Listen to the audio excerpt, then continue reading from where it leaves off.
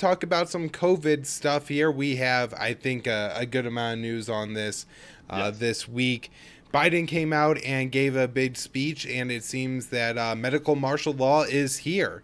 That the government essentially can assert whatever it wants as far as what medicine that we have to comply with, and there's not going to be a whole lot of room for exemptions. I'm not sure, Will, what your position is. I guess me and you may be some of the few who aren't directly impacted by this, but this is going to be millions and millions of Americans required to either get the vaccine or take a weekly test. And I know we just have a bunch of stuff on COVID, so go ahead, Will. Yeah, sure. Yeah, so I think there's sort of like two categories of like major COVID stories this week. One is the big announcement from the White House that you just hit on, that how they're like slowly ratcheting up these various like vaccine mandates and restrictions and requirements, exactly in line with how we've been predicting and describing on the show for months now, that they're going to be rolling this out in a very piecemeal kind of way. And then the other big story this week is there was a trove of documents obtained by The Intercept that appear to show that the U.S. government did fund some dangerous coronavirus research in China, specifically at the Wuhan Institute of Virology. But let's start with the announcements first, which I actually broke down in a recent Twitter thread. People watching the show might be able to see that put up on the screen. So yeah, the big thing here is the Biden administration has effectively imposed a federal vaccine mandate. But they're doing it in this kind of piecemeal, like indirect way, using regulatory powers in federal agencies instead of just like straight up doing it through an executive order. So I had explained in the show before how they started mandates for federal workers, and then they expanded that to healthcare workers at facilities that receive Medicare and Medicaid funding, which I think was like 1.6 million healthcare workers at the time. But in this latest step, now they're going to use OSHA, the occupational safety like department. They're going to use OSHA to enforce vaccine requirements at any company with more than 100 employees, which the White House is saying will affect around 80 million workers. So, very large group of the large swath of the country. Now, they do have the option of weekly testing, but like obviously that's a huge burden to put on people's lives.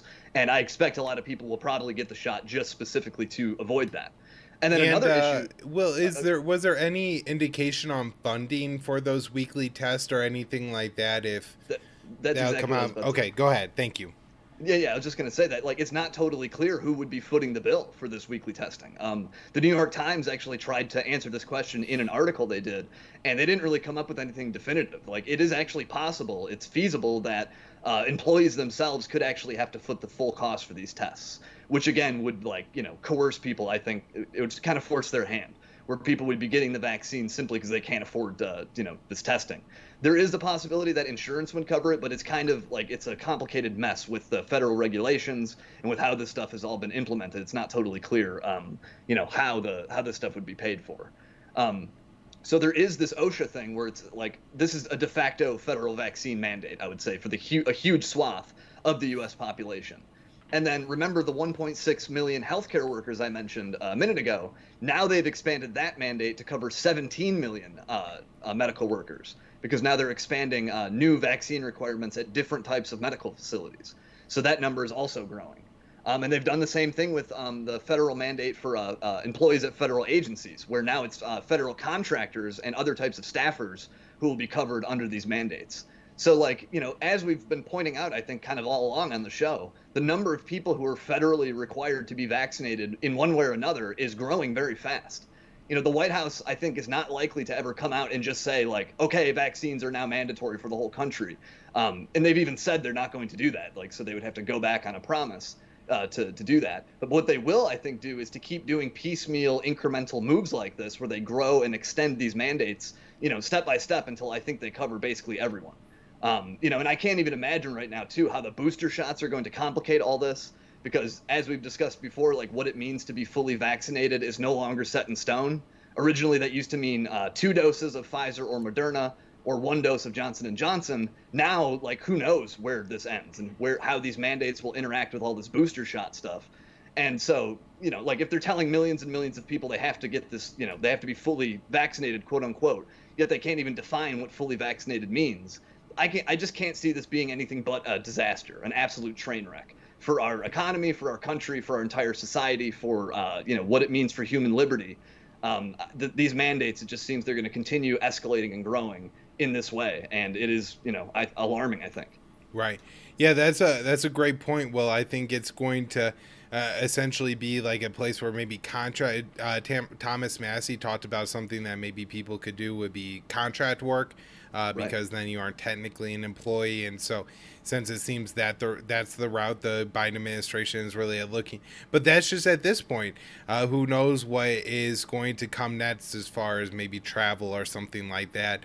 There's an awful lot of people within the establishment who are really looking at, wanting to do more, including the CNN Dr. Wen. She was Yes. really pushing that like everybody should be required to get a vaccine right away. Now, well, one thing that seems kind of that raises my red flags about COVID so much is how much of it reminds me of the like kind of post 9/11 years, where Yeah. everything is really scary. You can't tell exactly who the enemy is. Like now, you kind of know that some vaccinated people are the ones you got to worry about, but you can't tell which unvaccinated people is the one that's like as some people would say, like a walking like bioterrorist. Not that Right. I believe that, but some people would say that. Totally. Um, with that, the fact that they always miss their marks, they're like, oh, the vaccine will make it so you don't get it. Oh, well, now you could have a breakthrough case with the vaccine. Oh, now you could die with the vaccine, but it probably will make it less serious. Yeah. That moving goalpost over and over again, and then really never having to reckon with the fact that you moved the goalpost a lot, and that the people who were skeptical from the very beginning were actually right. Like those are just things that you would think they would have to acknowledge. There are like times where you have like Russiagate-esque stories that are just obviously completely untrue. Like the people in the Rolling Stone article that they claimed were all overdosing on the generic medicine that some famous podcasters take. Right. And the whole media has been calling the thing a horse medicine for the past few weeks, when it's a medicine designed for humans that also works for some livestock. But just because biological things are biological doesn't mean that it's all horse medicine. And just so much of the propaganda. And now you really have almost, if you're not with us, you're for the virus kind of jingoism and slogan going on.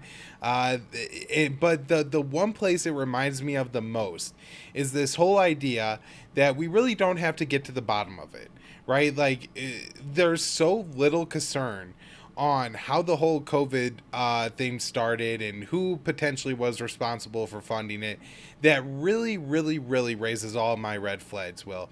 Because this seems like, maybe after developing vaccines and treatments, probably the most important thing, but it doesn't have to come after. The U.S. government spent $6 trillion last year. You can't allocate $100 billion, like a small fraction of the money. That would be an insane amount of money to spend on investigation, but give them all the money they need, track down how the hell this virus came about. And they haven't done that. So we've covered it on the show for well over a year now. The possibility that this wasn't just some biological thing that happened. Somehow that it was asserted that this was somehow the racist proposal of the two, even though we were the ones saying that, it's not because people in China have wet markets and eat crazy stuff like a lot of other people are saying. Right. But we got some new information on this from The Intercept, Will. So let us know what's going on here. Yeah, sure, sure. And yeah, not to toot my own horn too much, but like I have been talking about the Wuhan Institute of Virology since January 2020. So like within weeks of COVID even being reported at all as an international news story, like I was, kind of hip to this idea. However, yeah, there are these new 900 pages of documents that pertain to U.S. Government funded coronavirus research at that Wuhan Institute of Virology, and there is some interesting stuff in there. Specifically, some of these documents involve a U.S. based org called the Eco Health Alliance, and this is a group that carried out research, and they received nearly $4 million in federal funding specifically for coronavirus research. And some of that money was devoted to work at the Wuhan lab. I think something like $600,000 of that was used there.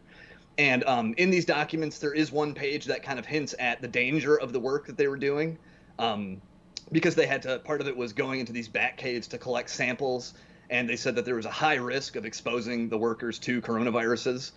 So there's that. However, the more interesting thing here in these documents, I think, relates to what is known as gain of function research, which I think we have discussed in the show before. But like basically, the idea is that they make viruses more deadly and transmissible in the lab so that they can better like study them and figure out how to kill them and that that kind of thing. That's sort of the general idea. However, there are some scientists out there who think that this type of work is too dangerous to do because obviously it risks like unleashing these super deadly, super infectious pathogens on the population. And so there has been a lot of speculation and claims and stuff that something like this may have happened at the Wuhan lab, that the virus somehow escaped from the lab, and that the virus itself had somehow been altered maybe for this research in a way that made it more dangerous. And to be totally clear, this whole lab leak theory, like it is not proven by any means. Like I'm not sure there's even any like really hard evidence for it at all. Beyond just like the basic plausibility that a coronavirus outbreak just happened to begin in the exact city where they're possibly doing this dangerous research on coronaviruses. So like it is understandable why people find something fishy here. However, regardless of the lab leak idea, whether the U.S. government had funded gain of function research is a separate question. And the White House, the top COVID advisor at the White House, Anthony Fauci, he has repeatedly denied that his agency ever approved any funding for that kind of research in China or anywhere else, whether directly or indirectly. However, The Intercept interviewed this molecular biologist at Rutgers University, and he looked over these documents, and he says that they definitively show, with like beyond a shadow of a doubt, that the EcoHealth Alliance was using U.S. federal funds for this gain of function research in Wuhan, and federal funds specifically approved by Anthony Fauci and his agency. And this biologist, Richard Ebright, he put out this big long Twitter thread that people should check out. I'll read out just a couple passages that I think are important. He says, quote, "The materials show that the 2014 and 2019 NIH grants to EcoHealth Alliance with subcontracts to the Wuhan Institute of Virology funded gain-of-function research as defined in federal policies and potential pandemic pathogen enhancement as defined in federal policies," end quote. And then another line, he said, "The documents make it clear that assertions by the NIH director, Francis Collins, and the NIAID director, Anthony Fauci, that the NIH did not support gain-of-function research at Wuhan are untruthful." And so it seems pretty clear-cut to me. And this guy is not some kooky crank. He's a professor at a prestigious university. He's verified on Twitter. And The Intercept certainly didn't seem to think that he was any kind of like conspiracy theorist or something to interview him for their story. So this is some of the most interesting stuff about these documents. It kind of adds one more piece of the puzzle where it appears the U.S. government may have funded this dangerous research after all. Whether that means that the virus escaped from the lab, it's totally unclear. But whether they funded the research, it seems that is more proven now. Right. And this is just one of those other common things, Will, where Anthony Fauci is somebody who, as we've documented on this show, and who is an admitted liar. He has said that, he misled people because he thought it would generate a better result. And so, maybe I don't think it would be a stretch for him to feel like, well, if my reputation is hurt because my reputation is so connected to the antivirus measures, I have to make sure my reputation is upheld, or else people are going to disbelieve that there's a virus or something crazy like that, right? I see no reason at this point that we should be taking Fauci's word for it. And this seems like one of the things that Congress could be pretty easily doing right now is having a commission put together and going through all the NIH documents and all these things that the CDC was doing and trying to figure out not just exactly, what the hell we are funding in Wuhan, but getting like an overall sense of what kind of like this research that they're doing in Fort Detrick and all over the United States, because I'm sure that other things are going on, and that this seems like something to be concerned about. And one of those things where once you get funding for it, well, to get funding you had to keep doing experiments, and so maybe just to keep making getting your budget, you got to keep doing different and crazier things, and you end up with some really dangerous results, I guess, is where I'm going. Yeah. And now, in terms of like investigations, I did write a story on this. Rand Paul, I know, and a couple other Republicans have like been touting these intercept documents and calling for an investigation. And as you mentioned, Fauci, has a very, clear incentive to deny any possible link to this research. However, people might remember when like a trove of Fauci's emails were released in a FOIA case. I think CNN and BuzzFeed and a few other outlets were behind it. But there was one email exchange in that trove of documents with Fauci's top deputy, Hugh Auchincloss. And it shows Fauci is clearly concerned that maybe his agency approved funding for this research. He sends Auchincloss this study that says, that has to do with gain of function research. And when you go and click on the study, it shows at the bottom that the EcoHealth Alliance was involved, and that actually their involvement in the study had been concealed initially, and that the scientific journal only acknowledged it later. But there's a message where Fauci is telling his top deputy to look into this. And his top deputy says, I will see if we have any distant ties to this work abroad, to this gain of function research. So in private, there is some evidence of Fauci expressing concern that maybe his agency did fund this kind of work after all. And Will, if Fauci really does want to make the American people believe that, what he's saying is true, you got to be upfront about this, because if they find out you're lying later, they're not going to, people get their reputations laundered and stuff like that, but he's a little old to have that happen. So, yeah. Do you have anything else on COVID? I had just a couple stories to hit on before we move on to Afghanistan. No, go ahead with what you had. So the first one I thought was important, and that is the Surgeon General says the U.S. will monitor whether vaccine exemptions are being used properly. One of the things that a lot of states have built into their law is either medical, religious, or philosophic objections to taking vaccines. Depending on what state you're in, you should look up the law and see how it actually works. In some states, they really do try to require that you have to be a part of a church that doesn't participate in medicine in order to get a thing. But really there is no official church or anything like that. So if you say my personal held religious belief that I have full autonomy over my own body and my spiritual nature, that should be enough to claim a religious exemption as far as what religion actually means. If your state has a philosophical exemption, I'm sure you're good with that. Different states obviously, lean different ways on enforcement here. But I found it pretty concerning that the Surgeon General, Dr. Vivek Murthy, hope I'm saying his name right, has accused or is saying that, we need to check on this because they're concerned that people are going to be taking exemptions that shouldn't. If people don't want to put this in their body, they have the right not to. The U.S. has signed on to a lot of international law that kind of makes it clear you can't force medicine on people. So I'm not sure exactly, if they're going to, really push in the courts to take away exemptions, but I think it's something to be concerned about. The next story I have is from Politico, and I just want to mention this. I'm not quite sure how significant it is or anything. I'm not saying that it proves some deep conspiracy or anything like that.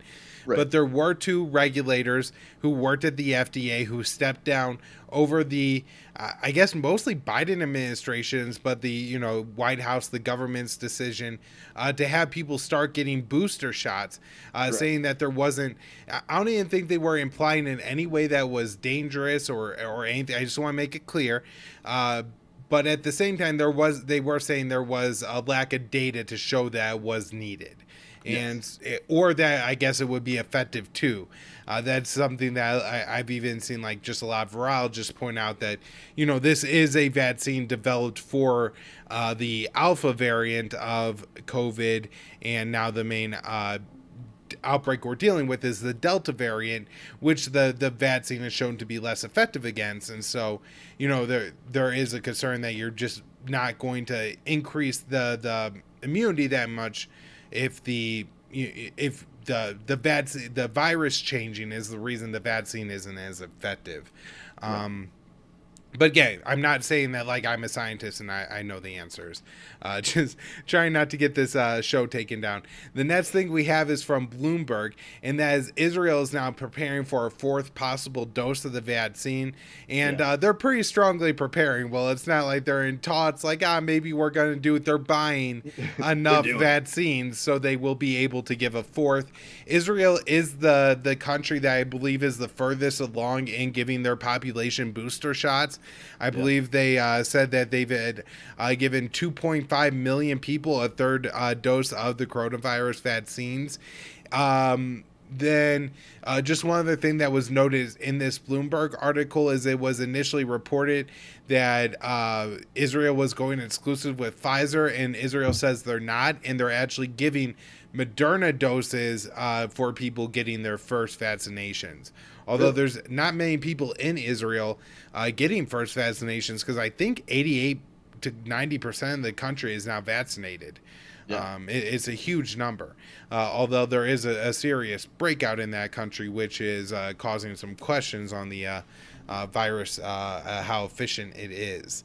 The last thing I have is going on in the United States here, and it isn't a major story, but Michael Tracy has a couple good articles on this. There's a small community college in Connecticut that has their students under a quarantine. I think they're in their rooms pretty much all day. They're not allowed to socialize with people, and they're taking online classes in their dorm rooms. As somebody who, knows that mental health in colleges is pretty rough, this has written potential suicide all over it. Like, kids are isolated from their families. The freshmen, those kids are isolated from their families for the first time, and now you're isolating them in their dorm rooms. Seems kind of dangerous. Also, he points out that this college required that everybody be vaccinated, and that the student body has a 99% vaccination rate, and they're doing this massive lockdown on the campus anyways. Tracy says that he's spoken with a lot of students and will have more articles out on that this week. But as he points out, I think he's making the great point, is that we have to speak out against it, because if we don't, they're going to try to replicate it.